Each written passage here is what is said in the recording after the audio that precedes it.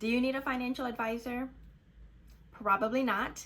And this is coming from a girl who works in wealth management.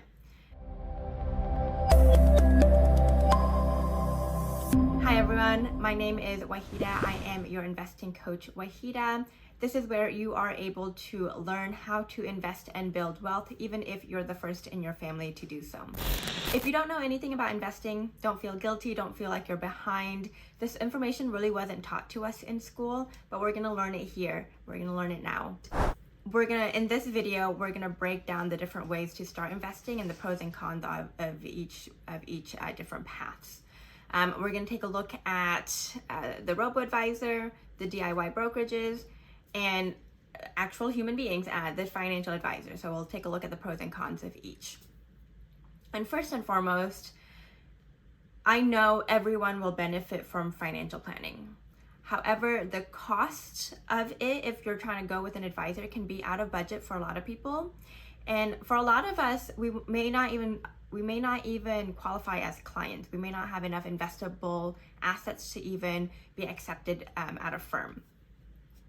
So that's why I feel 95% of us really don't need financial advisors.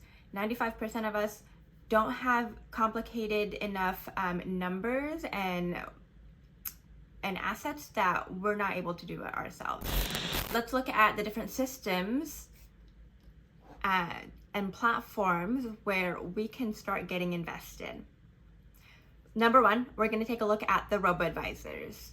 A Robo Advisor is a digital platform that provides automated and algorithm-based investment services. So very little human supervision or none at all. It's a computer with an algorithm that's handling your investments. So when you sign up, you go in, you answer a few questions to get your risk tolerance and your time horizon, and then you give them the money and they invest it for you. It's pretty simple. It's kind of a done for you system, and it works for a lot of people. So, pros and cons for a robo-advisor.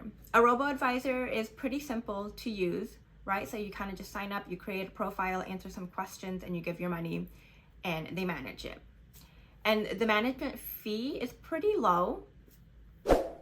Usually with robo-advisors, you will pay a management fee. These aren't really high since it's an algorithm-based investment system.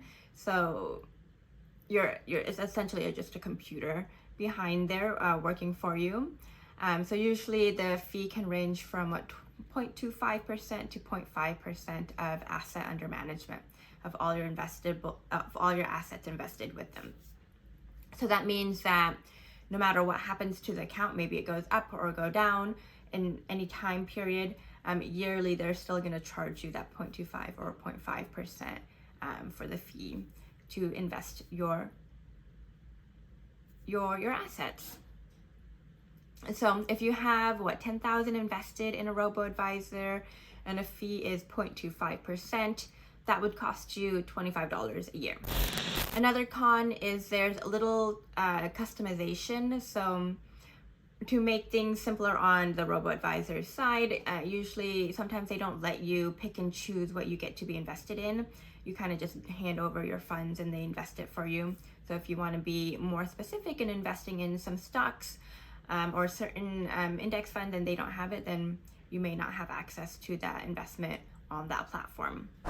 And then of course there's no access to financial experts, or maybe very little, or you may have to upgrade to a higher paid version. Okay, number two is DIY brokerages. So this is a do-it-yourself brokerage. You can open brokerage accounts for DIY brokerage platforms on platforms such as Fidelity, Schwab, Vanguard. I've had all three in the past. Right now I've got Fidelity and Schwab. These are just like the main players in the DIY investing world. They're pretty similar. Pick a platform, move on. The fees that you would pay here would really be just expense ratio. So there's no management fee because a DIY brokerage is you are doing it yourself. You are the manager. You are taking your money, you're putting it in an account, and you're saying invest it here, here, here. So you're the one behind the scenes making it all happen. So there's no fee to be on this platform.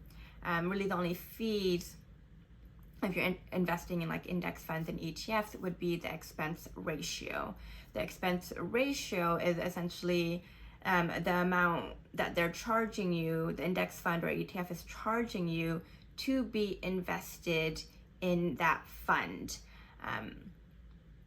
So these would cover like admin fees and any really like admin fees. So these fees for expense ratios, though, will have to be paid at any level of investing, even with a Robo Advisor. And even better, Fidelity has a few Fidelity Zero Index funds that are free in general for all investors. And this is kind of like a lead magnet for them. They want new investors to come onto their platform and invest within their funds, and they don't charge anything because they want you to get onto that platform and then hopefully invest in other things that have some fees. So if you're really wanting to invest with no fees at all, you could do it on Fidelity with their zero index funds. And I have another video talking about this a little bit more in depth, so go check that out.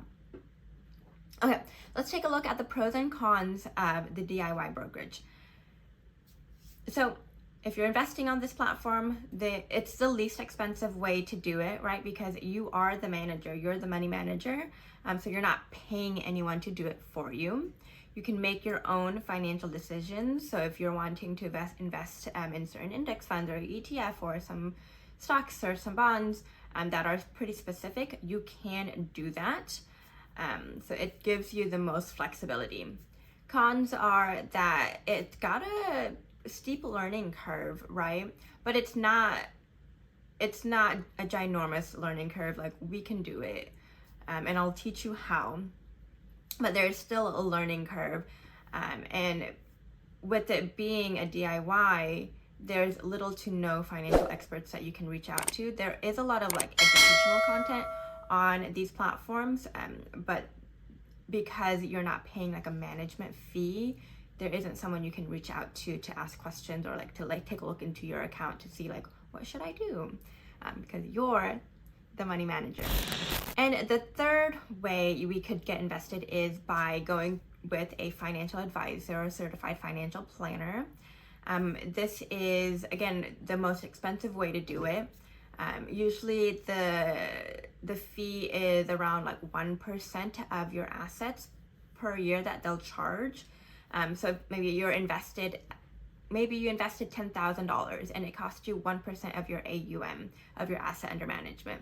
It would now cost you $100 to be invested with the advisor. And some firms can also do like a fee only, so you just pay for what you need. Maybe it's like certain projects that you need, or you pay for like a retention fee for the year, and they kind of just work on your situation. And depending on how complex your situation can be, this can cost like $3,000 or $4,000 or $5,000 plus, again, depending on how complex the situation. So pros and cons for a certified financial planner. Pros is you get a very comprehensive plan based on your goals, because they're taking a look at your numbers specifically and making goals and like paths on how to reach those goals. And you get access to a financial planner, right? So you can ask them different questions, kind of like, what do you think about this situation, or what advice do you have for me to kind of go on the route of buying a house and invest and start a business? And they'll help you kind of navigate all those routes. But because it's so personalized, it is the most expensive. Okay, so if we're just looking at fees, we can see that there are big differences, right? And this can really add up. Especially if you're looking at like a DIY brokerage versus a financial planner. And I want to caveat, I am definitely not against advisors. there's definitely times where people have accumulated enough wealth and their money is just more complicated, where it just makes sense to have a team of experts look at your finances. And with that said, again, I do think 95% of us don't need financial advisors. This is because our money situation just really isn't that complicated, right? Like, coming from a girl that works in wealth management, like, I see it time and time again. Like, if your money situation really isn't that complicated, you really are able to just get the foundational knowledge of money management, investing, and then self-manage. So the key to self-managing your wealth and to start investing is to automate your finances as much as possible. So you're really not thinking about your money and constantly thinking about how what to do with different money situations and investing and where to invest. Because once it's automated, once your paycheck hits and you're sending the money to your investment account and it's getting invested, it's working for you in the background and you don't really have to think about it. All right, everyone, thanks so much for joining me today. And as always, as a caveat, this video is about just learning and it's all educational. This is not financial advice. And this is really for you to use this content as a educational purpose so you can soak up the wisdom on building generational wealth. And as always, thank you so much for joining me, and join me next Monday for new and very, very educational videos. Thanks so much. Bye.